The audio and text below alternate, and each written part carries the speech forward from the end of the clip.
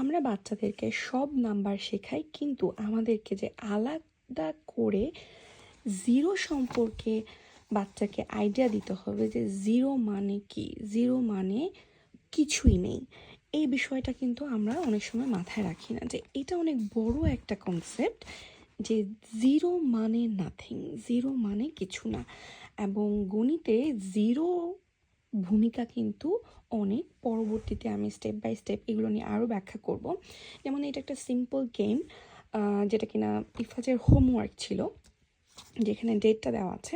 তো আমার কাছে মনে হলো যে এই আইডিয়াটা আপনাদের সাথে শেয়ার করি। এখানে ওকে বের করতে হয়েছে যে কোনটা জিরো আর কোনটা জিরো না, যেটা জিরো সেখানে তাকে টিক দিতে হবে। তো সেটা বের করতে হবে যে কোনটা জিরো। এখানে দেখুন, এখানে একটা সুতা আছে, এখানে আরেকটা সুতা আছে, এখানে একটা বিড আছে কিন্তু এখানে নেই, সুতরাং এটা হচ্ছে জিরো। আবার দুইটা কিন্তু সেম, বাট এখানে কাউন্ট করা যাবে, এখানে নাম্বার আছে 6 বাট এখানে কিছু নেই, তার মানে এটা জিরো। এখানে দুইটা জার আছে, এখানে দুইটা ক্যান্ডি আছে বাট এখানে নেই, সুতরাং এটা জিরো। তেমন এটা জিরো, এখানে এটা হচ্ছে নাম্বার 3 আর এটা হচ্ছে নাম্বার 0।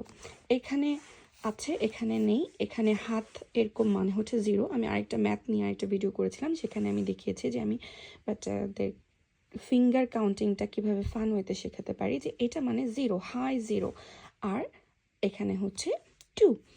সো আমি আপনাদেরকে বলবো যে যখনই বাচ্চার সাথে কাজ করবেন, অবশ্যই জিরোর কনসেপ্টটা কিন্তু আপনি তাদেরকে শেখাবেন। শুধুমাত্র 1 2 3 বলবেন, বাট জিরো মানে যে কিছু নেই, এটাও যে একটা গণনা, সেটা সম্পর্কে ওদেরকে আইডিয়া দেওয়াটা জরুরি।